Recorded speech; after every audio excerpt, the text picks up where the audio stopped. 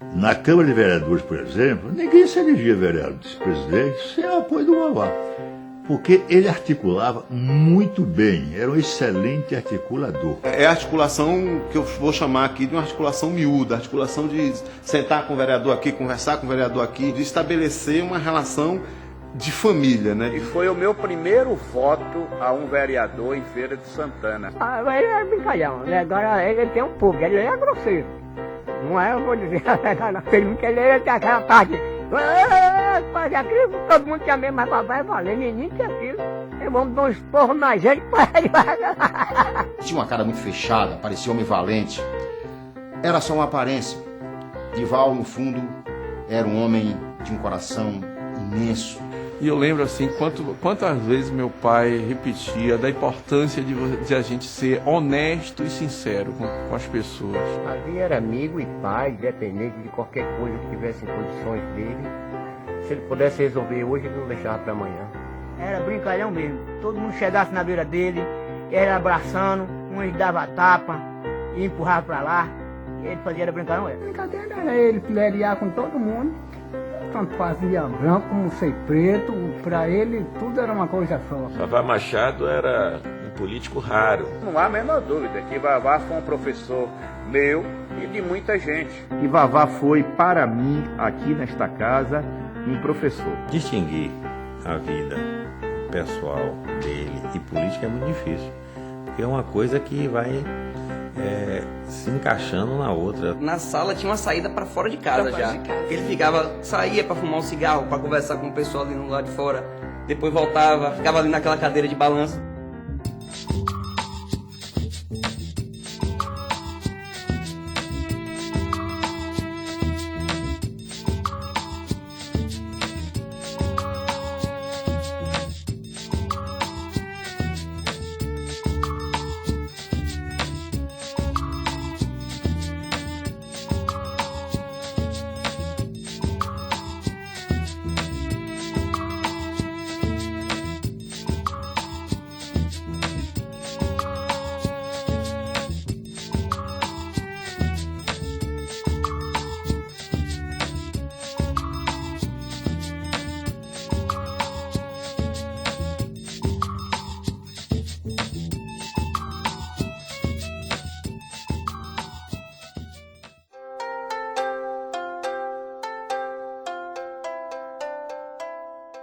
Meu pai andava, tinha fazenda no Caldeirão, município de Pirá, viu?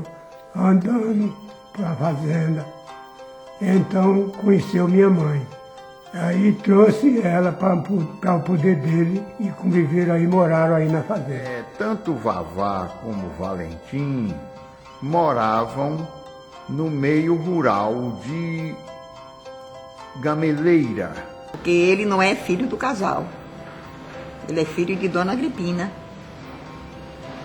Porque o Maninho, o pai de Vavá, era muito mulherengo. Ao que eu sei, Maninho Machado teve 4 filhos do casal, 2 anteriores e mais 2 no convívio do casal, que é Vavá e Valentim. Na fazenda, como é que era tudo unido, viu? Tudo era unido.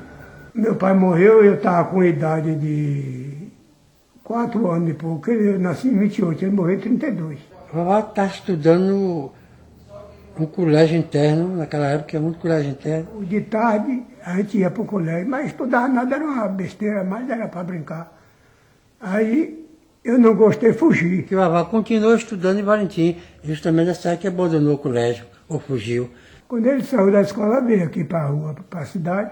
Aí, quando ele pegou trabalhando aí, era loja que vendia choleadeira, cromo, couro, negócio de coisa para sapato. Quando ele saiu, que o dono da loja vendeu, ele aí foi para a roça. Lá ele foi cuidar de roça, né? Plantar milho, feijão. Depois voltou a negociar, comprar um porquinho gordo para matar. Matava no dia de sexta-feira e vinha, quando abria o mercado aí 6 horas, ali no mercado de arte, entregava, eu vinha com ele. Depois voltou a comprar fumo. Ele comprou muitos caminhões de fumo. Só vai comprar fumo na mão do povo, e aí pegava embalava lá no armazém grande. No tempo que o fumo, porque tinha o preço hoje do fumo, era menos, mas na hora que eles fossem vender era mais. Não, isso ele já estava na média de uns 16 a 17 anos. Agora, entre Vavá e Valentim, o que era de um era do outro.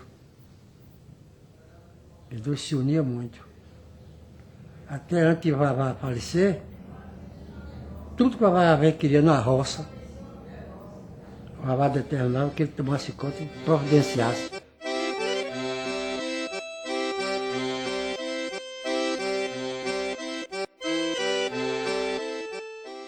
Olha, eu conheci Vavá, é que ele tinha uma pequena fazenda vizinha do meu pai.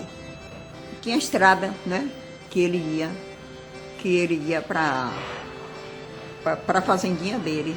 Quando ele ia passando para ir para lá, aí ele ficava bem devagarinho, botava o cavalo bem devagarinho para ficar olhando para mim. Eu com aquelas mocinhas, aí disse, olha, ele quer namorar com você, ele quer namorar com você. Aí não, eu não acredito não. Aí ele começou ficando, olhando para mim. Aí com a continuação, eu lembro que mamãe fazia caruru de São Cosme. Aí ele foi convidado para o caruru. Aí depois dessa data, aí nós começamos a namorar. Antes de casar, a família já tinha dado apoio a Vavá para o Banco do Brasil, comprar gado, entendeu? Comprar, engordar, vender, tudo. Foi quando o início de gado todo, a Vavá foi sommelier. Tinha uma área e ele tinha interesse por essa área para construir uma casa. Aí foi para o leilão e no dia do leilão, aí papai disse assim, olha, Vavá, não deixe. Aí papai foi também, acompanhou ele. Não deixe ele arrematar. Se você não está com o dinheiro pronto para arrematar, eu lhe arranjo o dinheiro para completar. Aí começou, quem dá mais? Só tinha 2 candidatos, porque a área era tão pequena que realmente só servia para Vavá. Chegou lá, no leilão, saiu a primeira oferta semi-ré. Vavá 110, Alberto 115. Aí Vavá tanto? Depois mudou para 150, Vavá 160, 170, botou 180, aí Vavá 200. Aí, quando chegou assim um limite, que seu Alberto desistiu. Aí Alberto disse, eu não posso mais de coisa não. Aí o final de mim ele disse, já ouviu meu nego, se gritar ainda tem mais.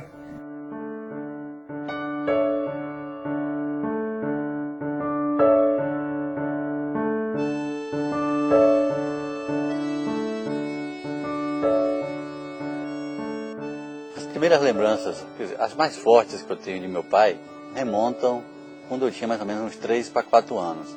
Foi nessa época que eu comecei a ter ataque de asma, e esses ataques geralmente ocorriam na madrugada. E sempre ele acordava, me pegava, colocava no colo e andava pela varanda e ficava andando até que a asma passava.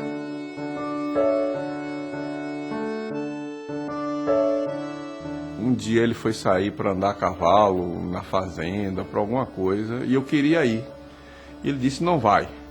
Mas eu queria ir. Eu deveria ter assim 4, 5 anos, alguma coisa dessa. Ele não vai. E aí eu xinguei ele. Ele, o que, moleque?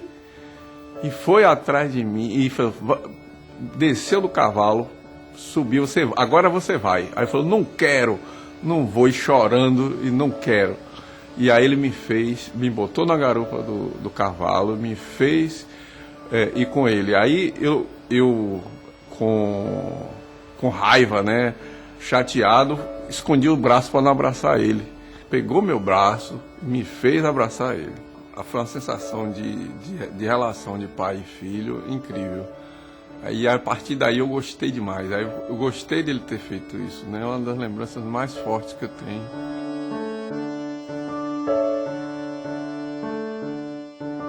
Quando eu fiz vestibular, né, para a UFBA, né, e a expectativa é que eu não iria passar. E o resultado do vestibular antigamente era anunciado pelo rádio. Então eu estava na casa de minha namorada na época e eu esperando o resultado para falar dos aprovados em veterinário. E aí saiu meu nome. Rapaz, eu pulava, eu comecei a chorar. E aí me lembrei de meu pai, aí saí correndo lá para casa. E a minha namorada morava perto lá de casa. Aí na esquina ele vinha correndo também para poder me avisar que eu tinha passado. Aí a gente se abraçou e ele, uma garra assim, que ele falou assim, eu sabia, eu tinha certeza que você ia passar. Eu não tinha aquela certeza toda, né? Mas ele me passou que ele tinha aquela certeza, assim, de que eu iria passar. É uma coisa assim que sempre eu me recordo, me emociono, porque aquilo aqui foi uma coisa muito marcante, assim, para mim. Eu sempre vim aqui no Joia da Princesa com ele.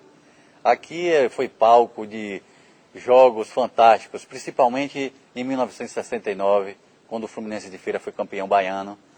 Ele não perdia um jogo. E a maioria eu estava aqui com ele, acompanhando a vibração dele por cada vitória do Fluminense.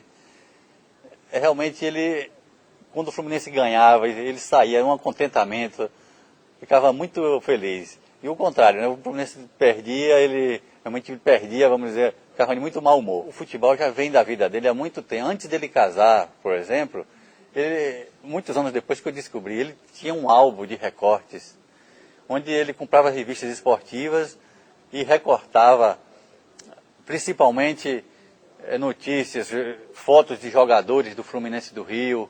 Inclusive lá em casa tinha um corredorzinho, onde a gente jogava bola, que muitas vezes até causava estragos na casa e tudo, mas ele nunca recriminou a gente jogar lá em casa.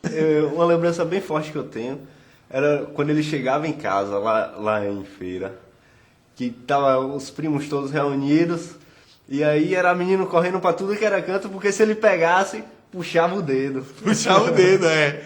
Ele tinha essa mania de pegar, não, fica aqui, aí botava lá, puxava o dedo e ia puxando um em um. Por um, puxava todos. Aí não instalava, ele tá dormindo esse. Meu pai era uma figura assim, que ele nunca me bateu. Meu pai nunca me bateu. A repreensão dele vinha pelo olhar.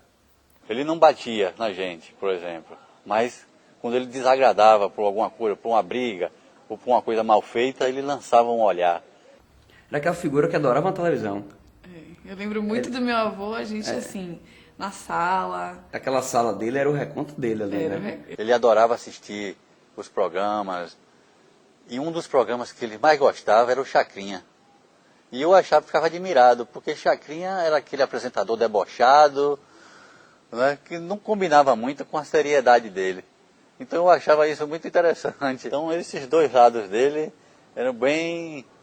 Enquanto ele tinha aquele lado bem pai, fraternal, de proteção mesmo, de amor filial, mas também tinha esse lado feroz. Me causava um grande temor. Esse temor também eu acho que aumentava porque ele era delegado lá nessa época.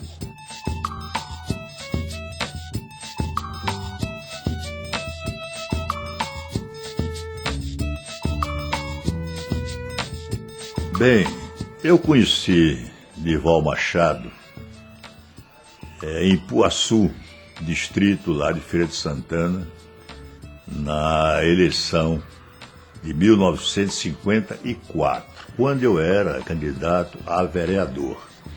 E, aberto as urnas, como ele na ocasião não votou comigo, ele votou com um candidato indicado pelo delegado de lá, que chamava-se Seu Dé.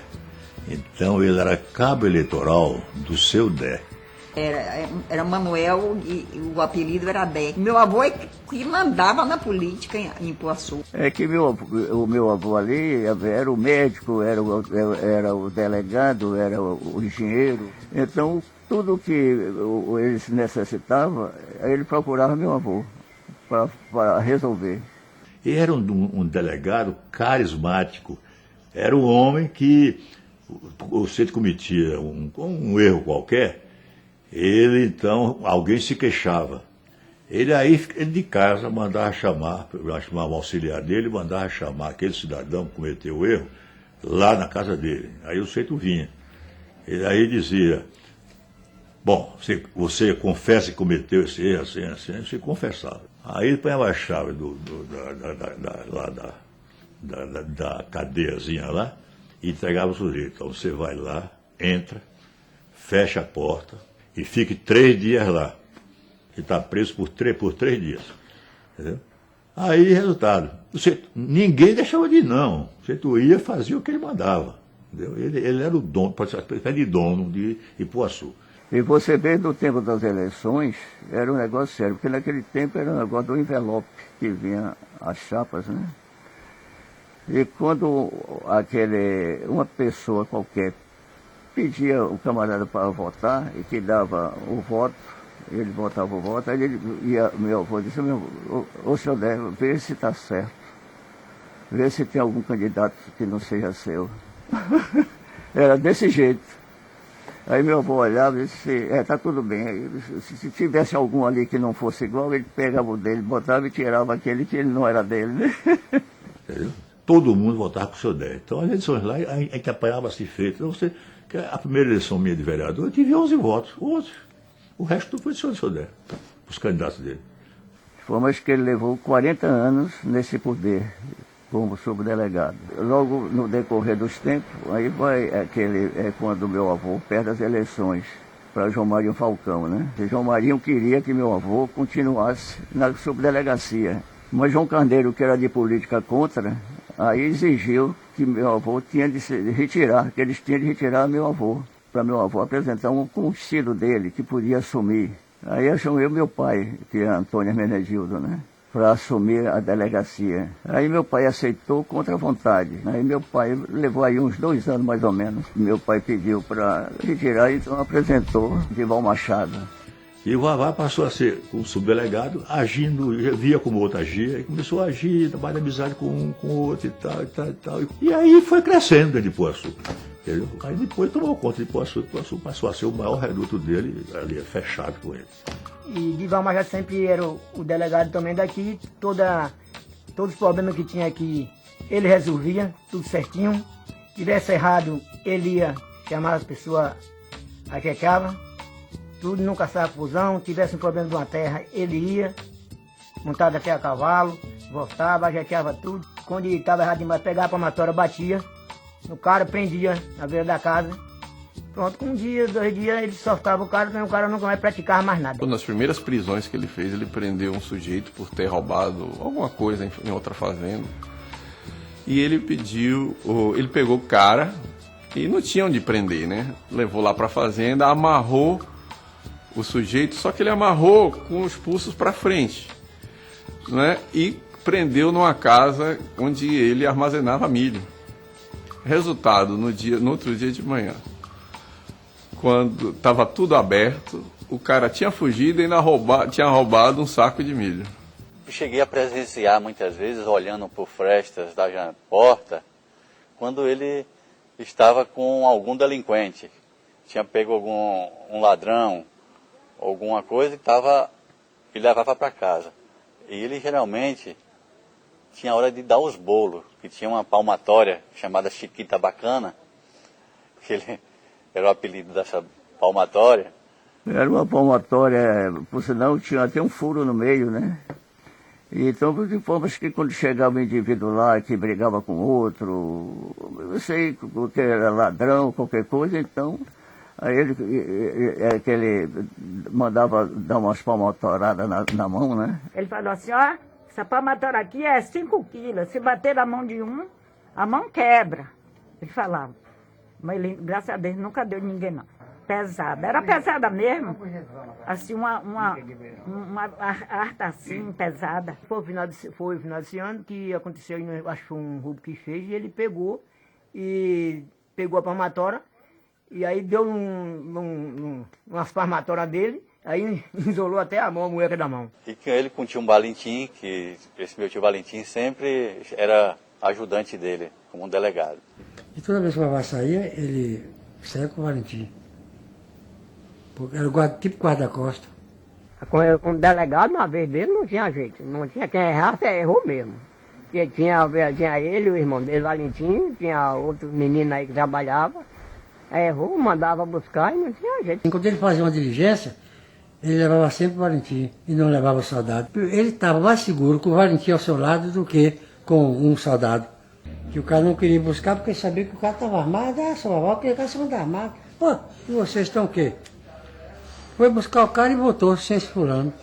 Aí o Vavá chamou o Valentim e disse: Valentim, vai buscar esse cara em casa, que esses dois caras disseram que o cara não vinha não sei o que foi que houve. Ele foi e trouxe o cara. Não deu um tapa no cara, não deu nada, não puxou e trouxe o cara. Aí o Vavá mandou chamar os 2 policiais e disse: aí, ó, o homem que você foi e não trouxe, o Valentim foi e trouxe. Aí quando chegou lá, o cara estava cortando a carne, estava cortando a carne para fritar para comer. Aí deu ordem de prisão, ele disse: não vou não. Cheguei agora do trabalho, vou comer e não corre ninguém. Aí naquela disputa, não sei o que, ela deu um burro na cara dele. Deu um burro, ele estava com a peixeira na mão molada e voltou para furar a Vavá e eu agarrei o cara. Segurei, levei mais de 8 dias com isso aqui doendo. Se não fosse eu tinha matado o Vavá e andando. E eu pude perceber que ele era muito inteligente, tinha uma capacidade de percepção extraordinária. Tinha um fazendeiro muito famoso, muito conhecido em Feira de Santana, que fez uma fazenda ao estilo da fazenda da sede da fazenda Tara, do filme O Vento Levou, que é o Gerval Peixoto. Então, o Gerval convocou meu pai como delegado para resolver um problema de roubo que estava acontecendo na fazenda dele. Meu pai foi várias vezes nessa fazenda para tratar dessa investigação. Ele pediu ao Gerval Peixoto para reunir todos os funcionários da fazenda, né? Ele marcou um dia para ir lá fazer isso, e que deixassem todos reunidos em determinado canto. E à medida que ele fosse entrevistando, ele separasse e não deixasse quem ele já entrevistou se comunicasse com os demais. E engraçado que ele só fazia uma única pergunta a cada empregado da fazenda. Ele perguntava assim: você acredita que quem está roubando aqui na fazenda é alguém de dentro ou alguém de fora? Todo mundo achava que era alguém de dentro da fazenda. Até que ao longo dessas entrevistas, ele encontrou uma resposta diferente. Alguém que disse assim: não, eu acho que é alguém de fora. Aí ele pegou esse cara e apertou. E o cara acabou confessando. Todo o povo também daqui, quando precisava dele também, ia, se tivesse uma pessoa doente, ele pegava, levava para a feira, precisava de um médico, ele tinha médico já em conhecimento, não pagava nada, ele quem fazia tudo.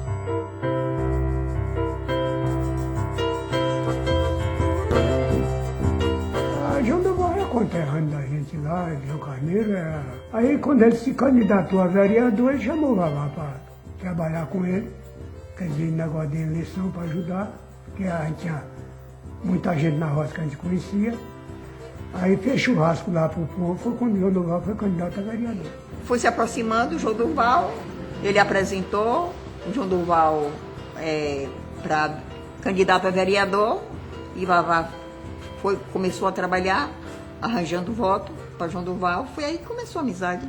É uma fase onde ele ainda era relativamente jovem, que era logo após a Segunda Guerra Mundial, quando a prática política na cidade fica dividida entre 2 grupos bem nítidos. De um lado, o PSD, que era organizado pelo Eduardo Frois da Mota, liderado pelo Eduardo Frois da Mota, e do outro, liderado pelo Carlito Bahia e por Arnaud Silva, a UDN.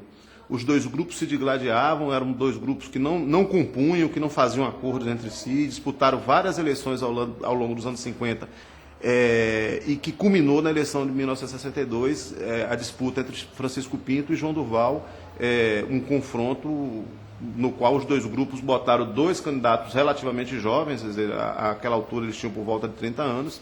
Eu concorri à prefeitura de Feira de Santana, disputando a eleição com Francisco Pinto. Perdemos a eleição. Perdemos para Chico Pinto. Por 47 votos. Eu fiquei tão decepcionado, jovem ainda, eu fiquei tão decepcionado com a minha derrota para prefeito. Aí eu resolvi que não seria mais candidato. E comuniquei a todos eles lá que não aceitava ser candidato, porque eu não queria mais continuar fazendo política.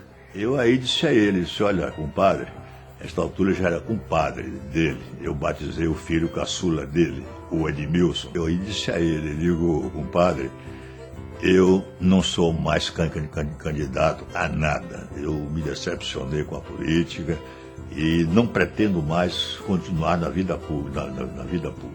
Aí ele parou, me encarou bem assim, fez, mas compadre, não é possível. Essa eleição você vai ganhar. Eu tenho certeza da sua vitória.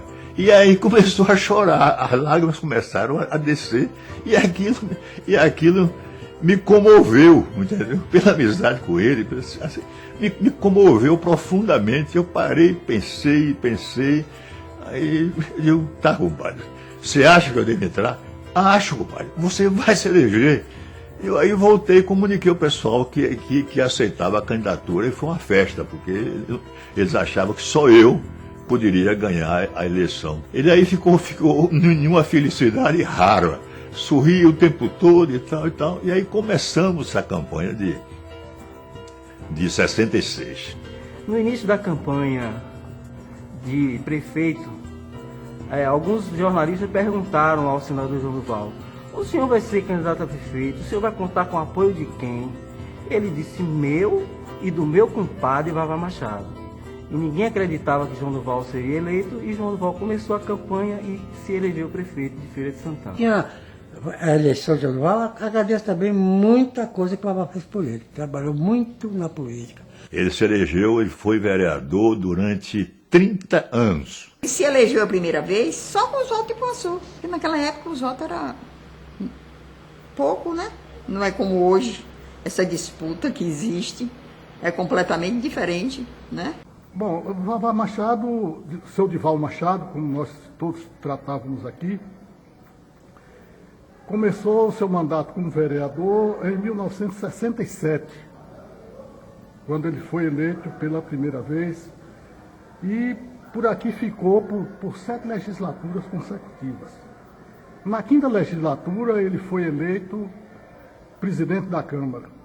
Porque se você pensar com calma, os mandatos sucessivos do vereador Dival Figueiredo Machado saem de 1900 e...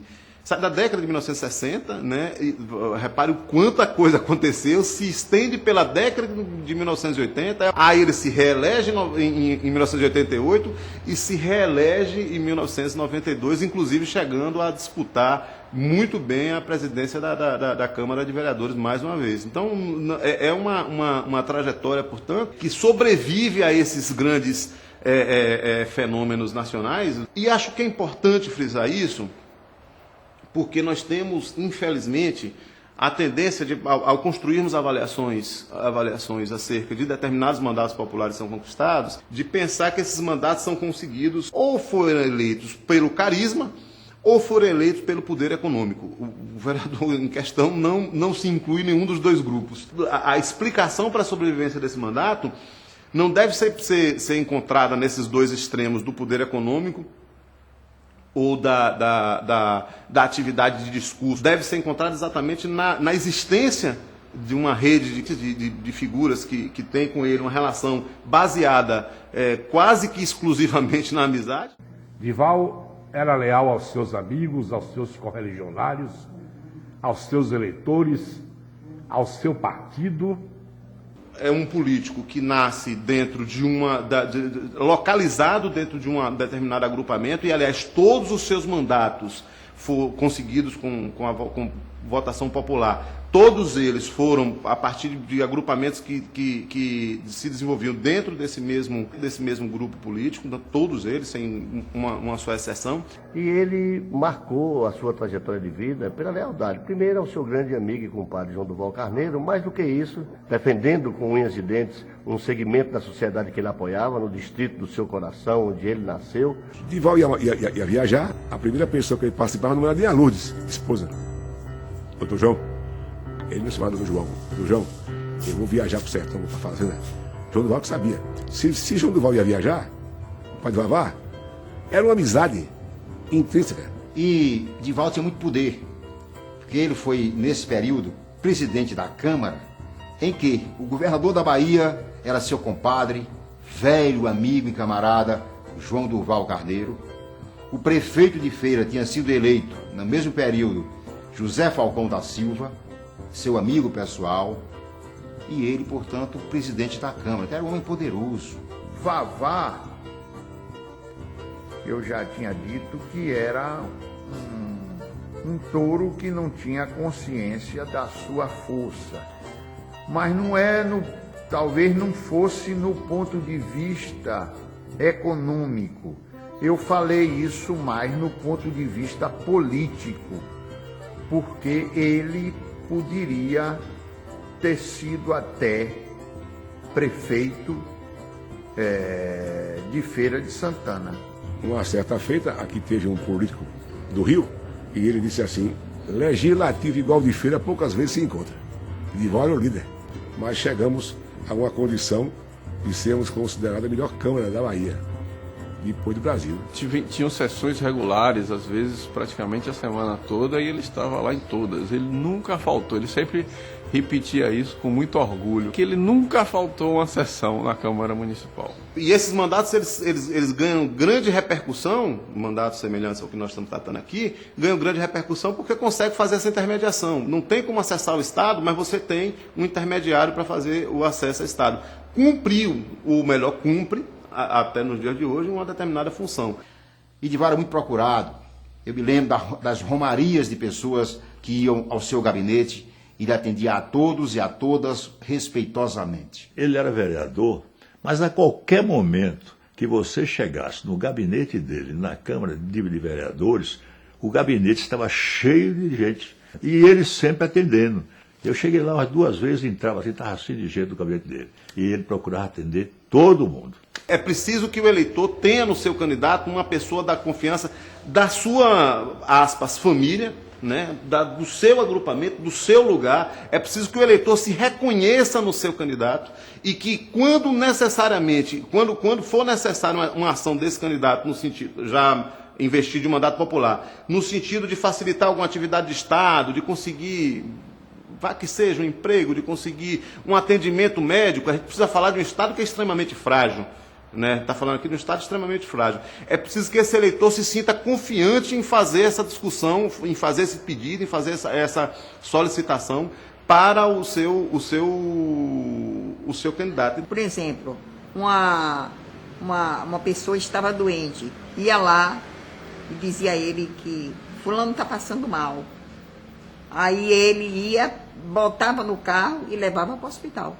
Minha mãe, em relação à política, sempre, vamos dizer assim, ficava na base de meu pai, vamos dizer assim, no respaldo. Que recebia, preparava os almoços, né, dava a estrutura da casa para receber esses políticos. E também os eleitores. O dia de segunda-feira, por exemplo, é um dia marcante para os eleitores procurar meu pai. E qual o horário preferido? O horário de almoço, onde ele estava em casa. De segunda-feira eu sentava na casa de Lúcio para tratar de assunto com ela, era zebra. A pessoa chegava lá: oi Lúcio, oi. Ela não saía para parar um pouquinho, porque ela não tinha tempo, porque a casa era cheia de gente. De segunda-feira lá procurar uma coisa, procurar outra, pedir às vezes uma condução, que a mulher estava para ter criança naquela hora. Marcava reunião naquela sala enorme, ali ficava cheia para atender, para ele atender. Aí ele jantava com a gente. E depois ia atender o pessoal. Era uma agonia. Minha mãe era uma grande cabra eleitoral, como ainda é hoje. São inúmeras as pessoas que ligam para ela antes de cada eleição para perguntar em quem vai votar, em quem deve votar. Até hoje. Isso não cessou com a morte dele, não. E ela foi uma pessoa, ela foi uma pessoa que ajudou muito ele.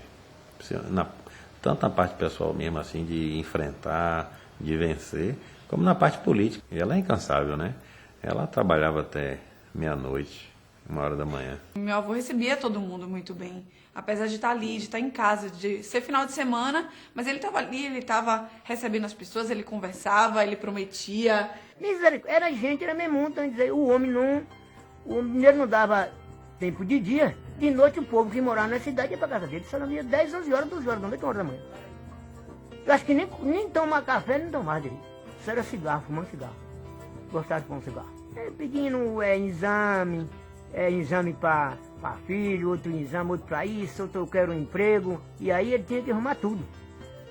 Para um, para outro. E se ele não pudesse hoje a receber as pessoas, vem amanhã. Que nós conversamos, recebe as pessoas. Outro não tinha dinheiro, ele pegava um dinheiro, dava. Para vir e tudo, era assim. A gente ia para lá, para casa dele, e todo mundo daquele Puaçu, um bando de gente de todo lugar, como ele era vereador, a gente ia para lá, a gente chegava lá, às vezes na hora ele não estava chegando, a dona Lourdes mandava a gente aguardar ele chegar, ele chegava, ele atendia todo mundo, ninguém saía da casa dele, esperava, ninguém saía sem almoçar, que ele dava almoço para todo mundo sair com a barriga cheia, brincando com a gente, batendo, pileriando. É bom, assim, você ter uma figura assim como meu avô, que você vê assim que ele ajudou tanta gente, né, que ele tinha essa coisa da figura pública, né, que era uma figura pública, né, mas também era ruim porque a gente tinha que dividir ele com muita gente, né. Era o homem que se dedicava à causa pública, a cuidar das pessoas. Então era um homem que professava a crença de que, com o meu mandato, como servidor público, eu posso servir a cidade. Era vamos dizer assim, um certo confessionário, né, que existia lá em casa. Então ele tinha uma cadeira assim, tipo cadeira do papai, né, que ele ficava de frente à televisão, né. E aí a pessoa que ia conversar com ele ficava numa cadeira ao lado. Era até uma cadeira de balanço. Essa cadeira até existe hoje, ainda hoje, né. Sempre me aconselhei com ele, sempre conversávamos, sempre ia à sua residência, batia papo com ele. Noites a fio até. A classe política que conviveu com ele sentou nesse confessionário, né? De vereadores, deputados, inúmeras pessoas, né? Que era a vida dele, né? Ele respirava a política, ele gostava. A Câmara era a segunda casa para ele. Lá passava vamos dizer, do cabo eleitoral até governador. Ele vivia no meio do povo, entendeu? De maneira que era uma figura, para mim, importantíssima. Entendeu? Por isso eu não fazia nenhuma obra lá sem constar Dival Machado. Ele tinha o meu apoio em qualquer área do governo, qualquer coisa que ele pedia, energia, o que ele pedia eu mandava fazer. O pedido dele para mim era uma ordem, eu mandava fazer na mesma hora. E o Dival se mexeu também muito nessa história de implantar o centro industrial que eu batizei de Subaé. Porque nós tínhamos que comprar o terreno, eu pagava o terreno, eu doava o terreno para a indústria, puxava a energia elétrica até a frente do terreno onde a indústria ia ser implantada. Vavá Machado tinha 3 filhos, o Edson, o Dorival e o Edmilson. E nenhum deles quis saber de política. Ele ainda consultou o Edmilson, se ele achava que o Edmilson tinha assim um jeito para a política. Chegou um ponto que cheguei a pensar assim, em um fato real de entrar na política, né? Eu só poderia entrar numa situação política, né, se ele se elegesse deputado estadual, porque eu não iria ocupar o mesmo espaço. Mas eu me sentia o filho político que ele não teve.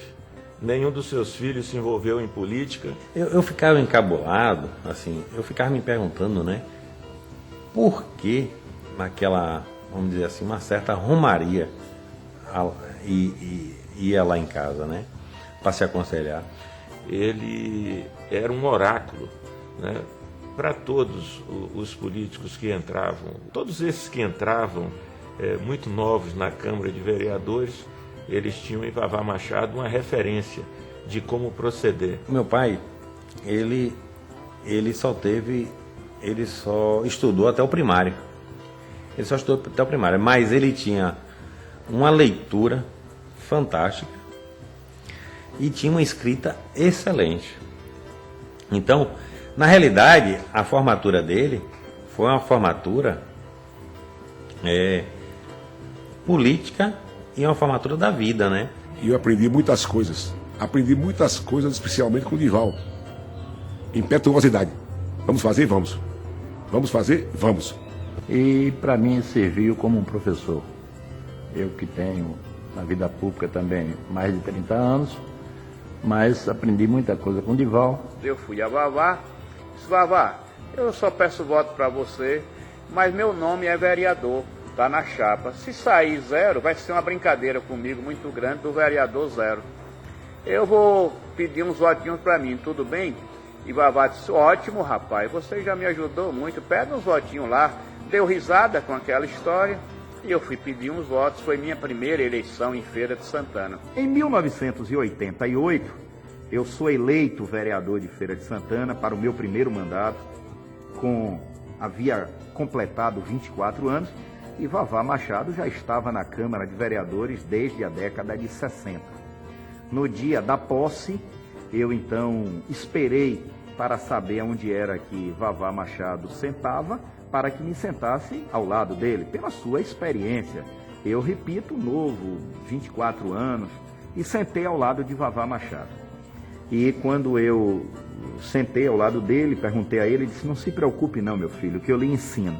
Eu sentia de que ele também se realizava, como se o seu aluno tivesse ali aprendido as suas lições. Éramos opostos em termos de política partidária, mas isso não me impediu de ter sempre por Vavá Machado um apreço muito especial, uma admiração muito especial. Quando João Durval se elegeu prefeito de Feira de Santana, aí era a oposição a João Durval.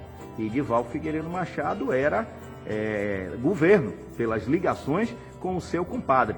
E aí, inclusive, experimentamos pelo primeiro momento, talvez assim, o aluno se voltando contra o seu mestre, porque ele era vereador que defendia o governo e eu estava na oposição. E mesmo assim, sempre tivemos uma relação extremamente respeitosa. Continuávamos sentando juntos, continuávamos na amizade do mesmo jeito.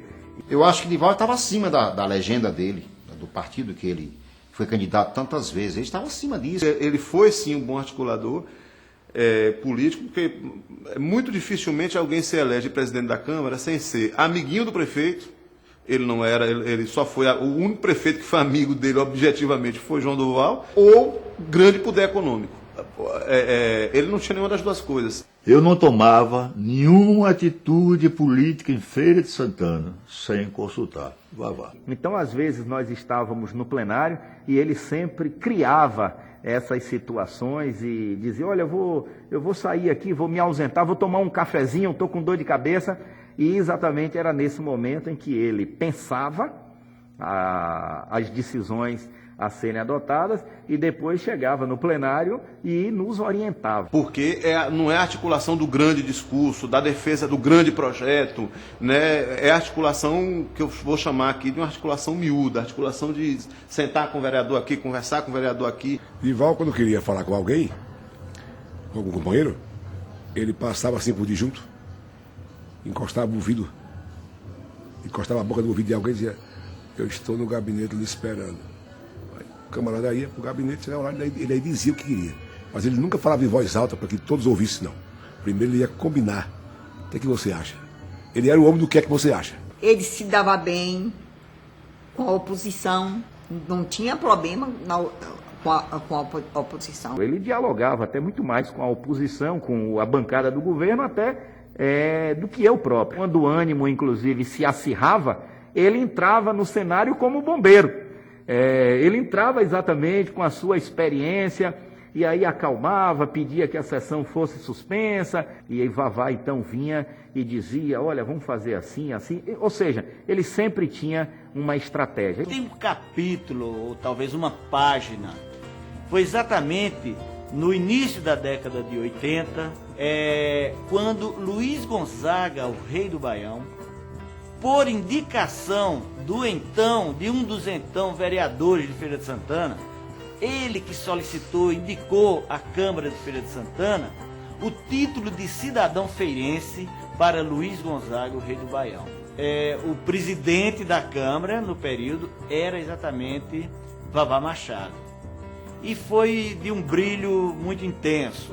Sentíamos assim no olhar de Vavá, no olhar de João do Ouro, assim, um brilho muito grande por conta da satisfação de estarem eles dois entregando a Luiz Gonzaga o título de cidadão feirense.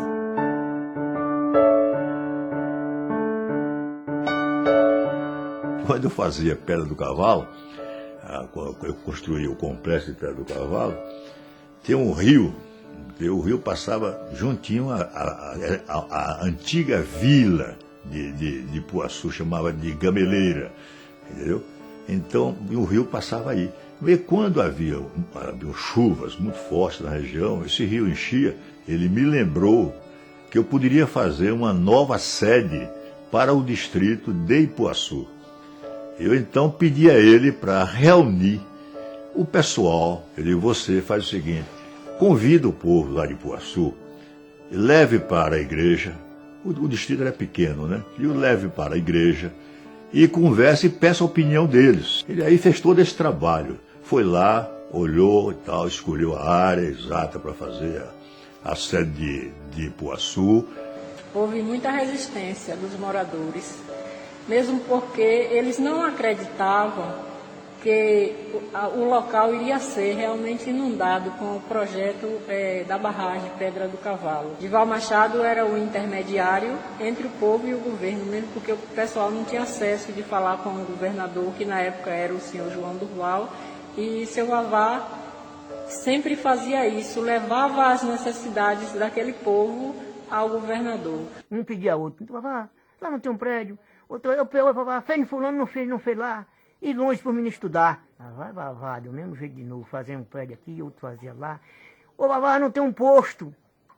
Faz um posto, Vavá, de um dentista ou de um médico. Lá vai, com o tempo ele ia ficando fazendo tudo. Os pés e as mãos aqui do povo era seu Vavá. Nós fomos beneficiados, cada um com a residência. Recebemos uma área de terra através dele, que trouxe pra gente.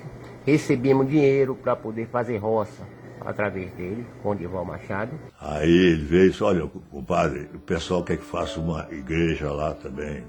E ele disse que todo o tempo que fizesse a igreja só queria de pedra. E fez a igreja de pedra. Porque essa igreja não era aqui. Era lá no posto fiscal, de junto do asfalto. Lá era São Roque. Lá a gente festejava como São Roque. Mas quando ele fez a igreja aqui, João Durval ofertou a imagem Santo Antônio. Aí ficou para Santo Antônio. A gente queria, tanto eu como minha esposa, a gente queria homenagear ele, né? E ele construiu uma igreja aqui no quilômetro 7, que foi uma promessa que ele tinha feito, né? Então a gente queria homenagear ele, então a gente queria casar nessa igreja. A gente casou num sábado, à tarde. E na sexta para o sábado, choveu. E a igreja é um pouco no alto, né? E aí as pessoas começaram a falar que estava tendo dificuldade para o carro subir.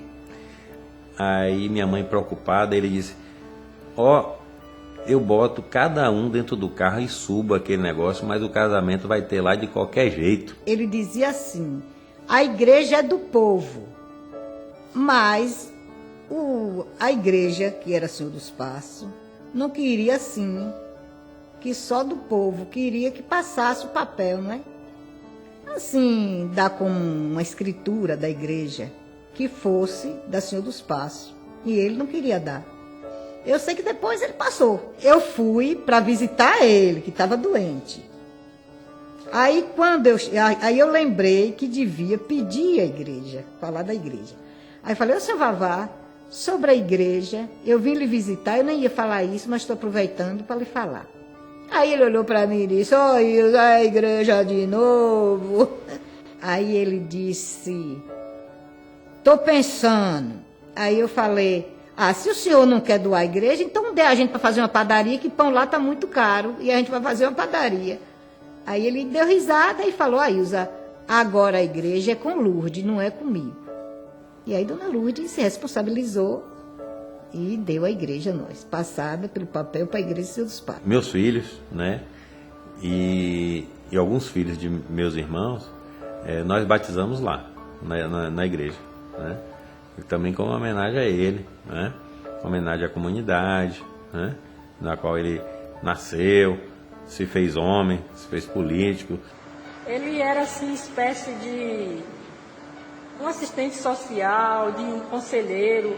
Nas famílias, as pessoas procuravam ele porque confiavam no caráter dele. Às vezes ele estava envolvido até nas questões de famílias. Ele é como representante de tudo aqui no distrito. Até briga de casal ele se envolvia, porque as pessoas procuravam e davam crédito a ele, nos conselhos que ele passava para cada pessoa, para cada família. Até em confusão que arrumasse, entendeu? E eu vi que o pepino ficava pesado para mim, eu corri atrás dele, não se preocupe não que eu vou resolver agora. O que ele podia conseguir de um prefeito para levar para Poaçu, ele levava. E na tribuna desta casa ele estava sempre reivindicando em favor de Poaçu. Esse lugar aqui para Dival Machado era igualmente ele estivesse na residência dele. Chegava pela parte da manhã, às vezes dia de sábado, ia fazer pagamento pessoal, pagava todo mundo, e daí ficava com a gente mesmo, hilariano, brincando, que gostava muito de botar apelido nos pessoal. E aí ficava naquela gargalhada, e nisso o tempo passava que a gente não sentia nem a hora. Na fazenda ele gostava de ficar sentado tinha um banco de madeira lá na frente da casa, que ele ficava ali, sempre tinha gente ali do com lado ele. De fora, na varanda. Na varanda também ali, sempre tinha gente com ele, a imagem, ia muito sempre para Poaçu, ele não deixava, final de semana, não tinha um dia lá na fazenda que ele não fosse para Poaçu. Ele ia lá em Poaçu todos os dias. A partir das 9 horas ele estava chegando lá, ficava meio-dia, saía quando ele resolvia tudo, comia lá embaixo das árvores, na rua, na casa das pessoas. Principalmente, uma coisa mais certa que tinha na nossa vida, era a festa de Nossa Senhora do Remédio. Aí ele ajudava bastante a gente. Os trabalhadores, ele vinha junto com os trabalhadores, quando estava no meio do pasto, ele saía no meio do pasto, arrancando o pé de velame de mão também junto. Era assim, os outros arrancavam toco, e ele arrancando o velame de mão. Ele ajudava, ele não tinha esse negócio com ele não. Seu babá chegava, moço, quando era assim, a hora do café, ele dizia assim, Nelita, cadê a garrafa de café, você trouxe? Falei assim, tá aqui, seu babá, bora merendar. Chegava aquela turma toda debaixo dos pés de laranjeira, aí a gente chegava, sentava, demorava 10 minutos, aí tomava o café, levantava. Ele dizia assim, a mulher mais animada aqui é Nelita, a esposa de Hermílio, porque todo dia ela me dá café. Às vezes chegava a hora de pessoal fazer merenda, aí o pobre já sabe como é que é, qual era a merenda, era farinha com um pedaço de carne salgada e uma cabaça de água que levava. E ele não tinha esse negócio com ele não, ele entrava também nessa merenda que deixava a gente admirar. Comia com a gente, podia ser farofa de ovos, podia ser peixe. Ele se alimentava com a gente direto, não tinha vergonha. Ele não tinha orgulho com a gente. Se tivesse uma noite de reza, ou tivesse assim um investimento, ele vinha. Brincava aqui com a gente à noite. Brincava dominó, mas papai no finalzão. Brincava a noite toda dominó, brincando mesmo. Mandava a gente contar história, a gente fazia até samba, quando dava meio-dia. Aí ele passava o dia com a gente. A gente tinha uns cavalos, fazia uma corrida de cavalo aí embaixo. As guardas veio, acabou com a corrida. Eu fui atrás dele, ele disse, peraí, ele resolve no instante. Chegou, pode botar a máquina para limpar o ponto de corrida e vocês podem brincar. Assim que Deus levou ele, acabou todas as corridas. Nós ficamos sem o esporte no domingo. E, enquanto político também, ele apoiava muito os times lá de Poaçu. Sempre dava uma bola para os times, um jogo de camisa. E quando tinha aquele jogo mais importante, sempre ele estava presente, providenciando taças, medalhas para o fim do campeonato. Foi um segundo pai que eu tive. Para mim foi mais do que um pai na minha vida. Não foi de política não, entendeu? Era a amizade que eu tinha com a família, não é só eu só não, minha família toda. Se o senhor chegar, abrir a boca no meio daqui e falar mal de Vavá, acho que tem chegado de pegar.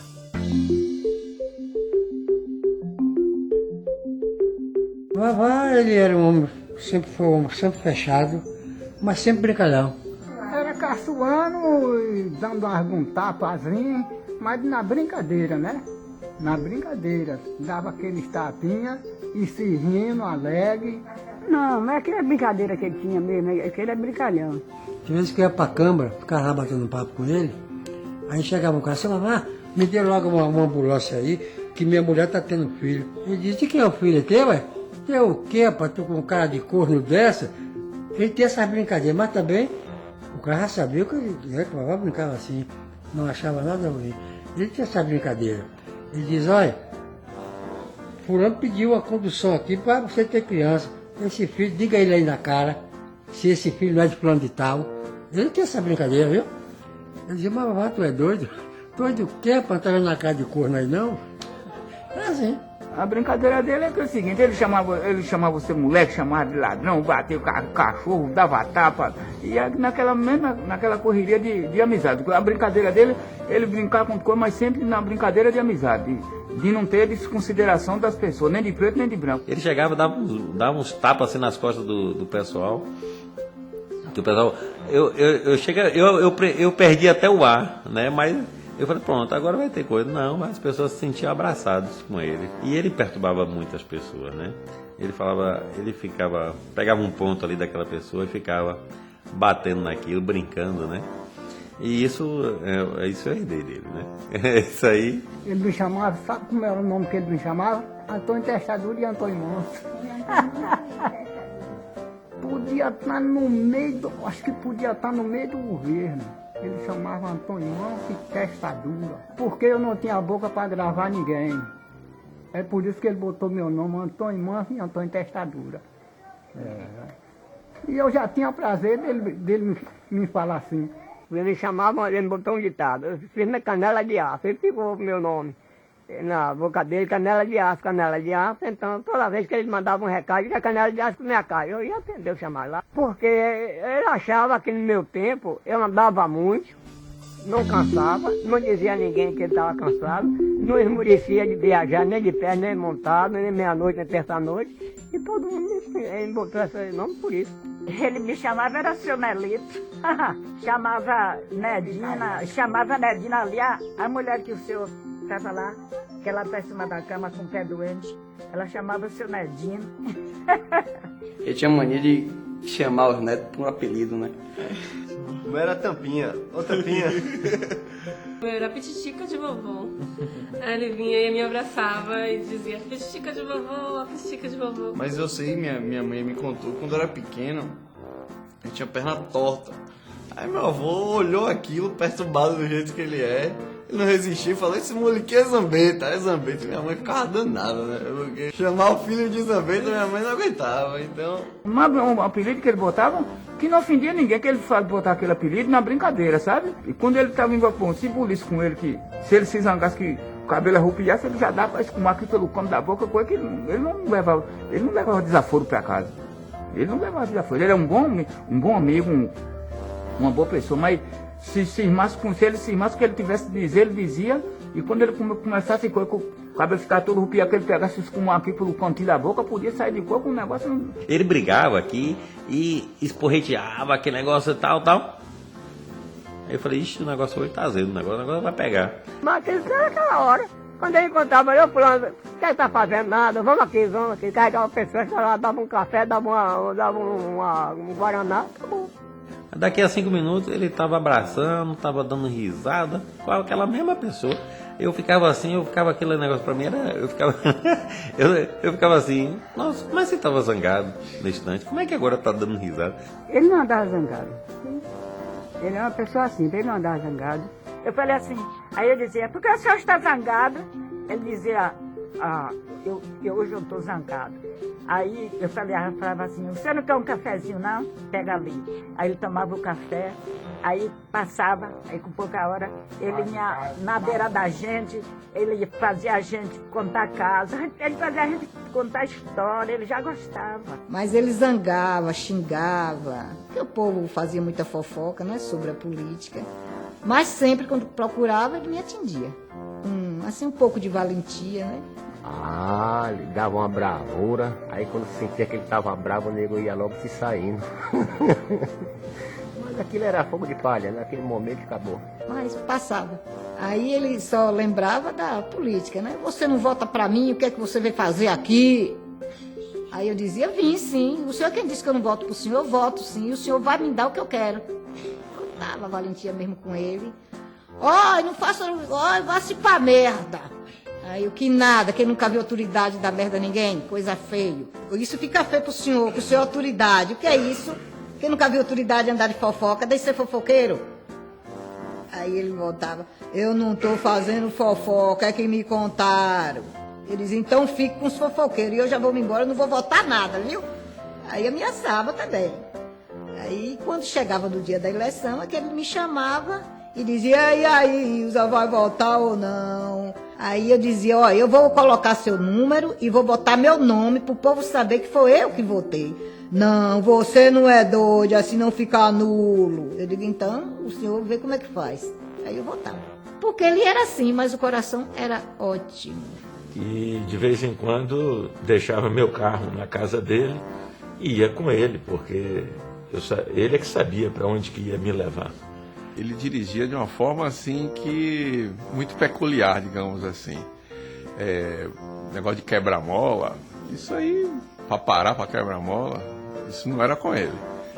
E já no final da vida, ele já não respeitava muito os mata-burros, né? Então, do jeito que ele vinha, ele passava nos mata-burros. Eu diria o seguinte, se alguém tirasse o retrovisor e o pisca, né, para sinalizar que vai entrar de um lado ou de outro, tirasse do carro dele, ele jamais iria sentir falta, porque ele nunca usava isso. E aí eu me segurava, né?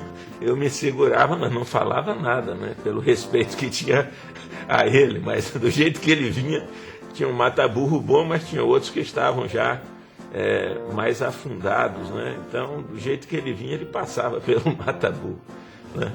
Então era bem engraçado vê-lo dirigir e você acabava ficando calado lá, né? E às vezes só rindo, porque no final de contas tudo dava certo, né? Então fazer o quê? Mas eu não dizia nada em respeito a ele e à direção dele.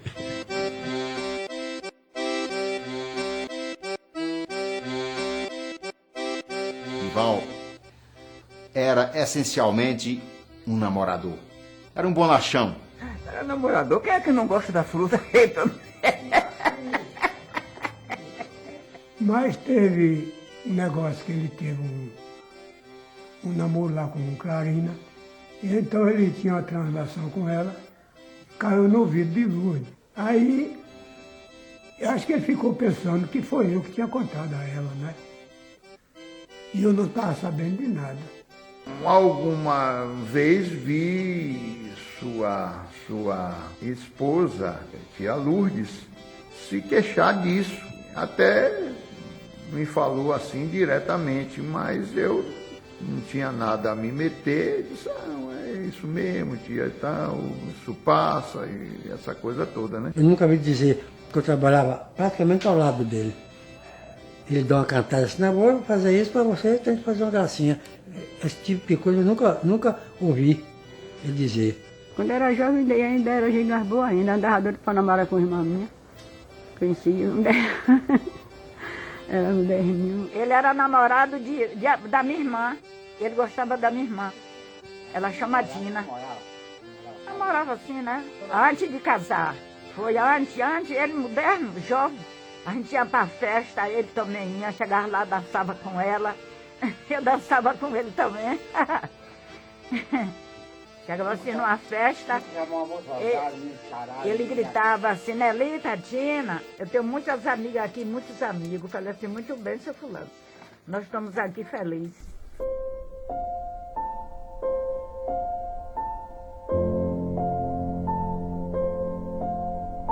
José, de compadrezinho, fumava demais. Aí começou acendendo o cigarro e dando a ele para fumar. Aí ele fumava há tantos anos que não tinha fumado mais. Não sei que dia, depois disso, ele voltou a fumar. Você já tinha uns 5 anos que ele não fumava. Aí indicaram um médico a ele, ele foi.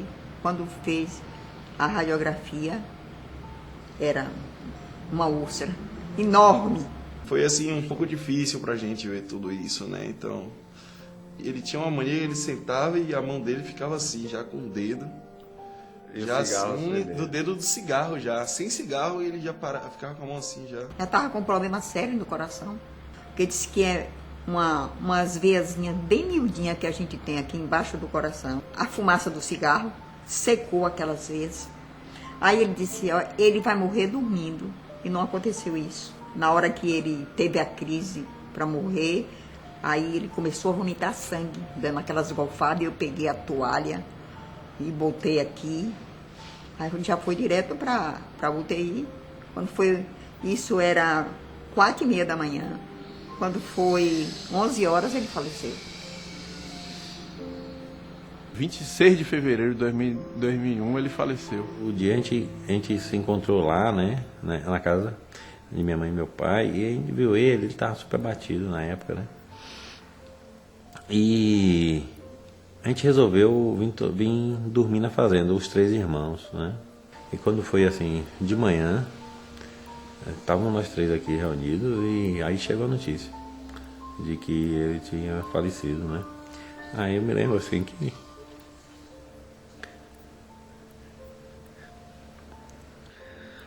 a gente se abraçou aqui na varanda.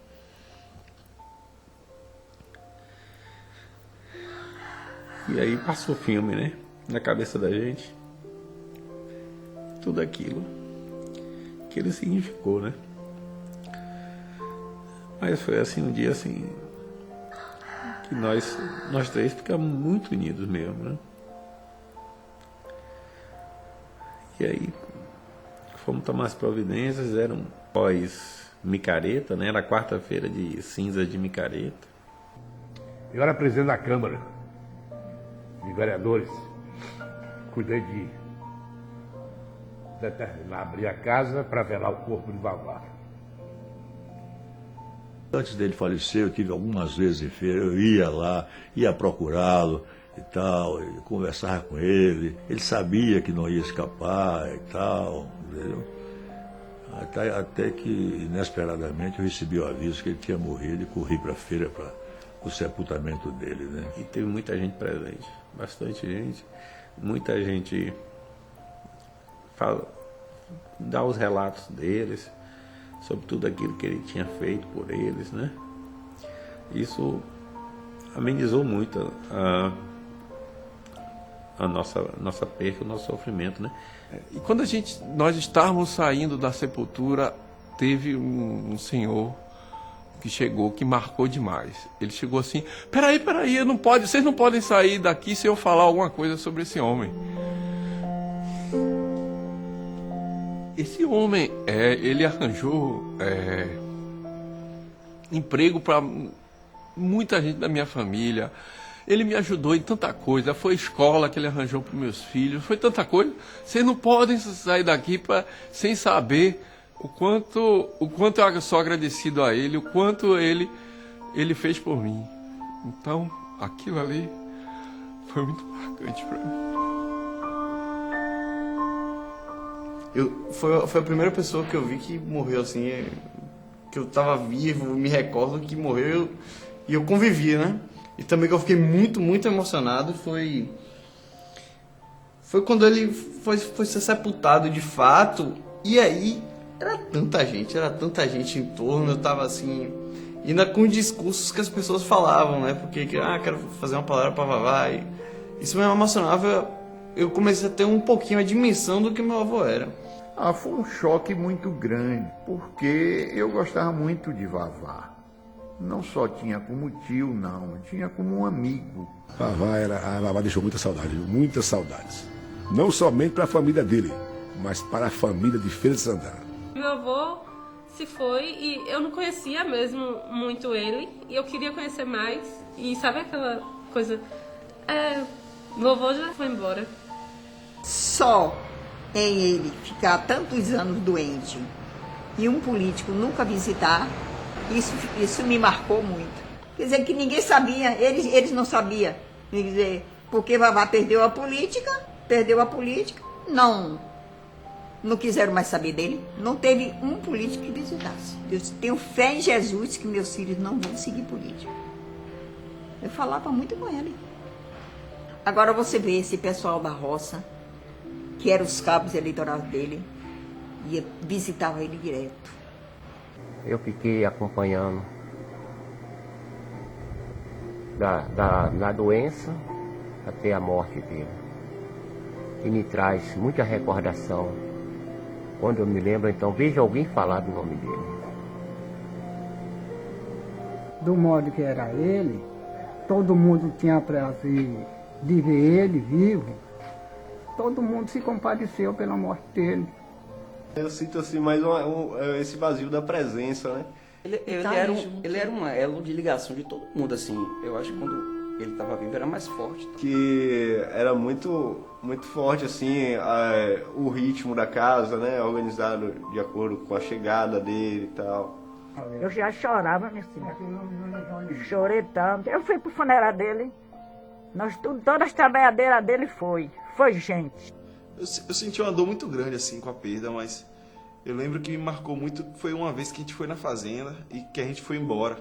Quando a gente foi embora que eu senti a saudade dele, que era a hora que a gente se despedia. Aí era o momento que a gente sentia falta dele, né? Que realmente a ficha caiu, assim.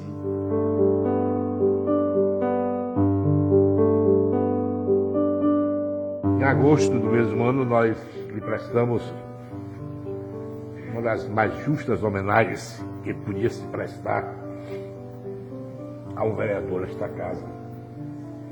Apresentamos um projeto de resolução, onde a Câmara, por unanimidade, aprovou o nosso projeto e foi criada a medalha Vereador Divaldo Figueiredo Machado.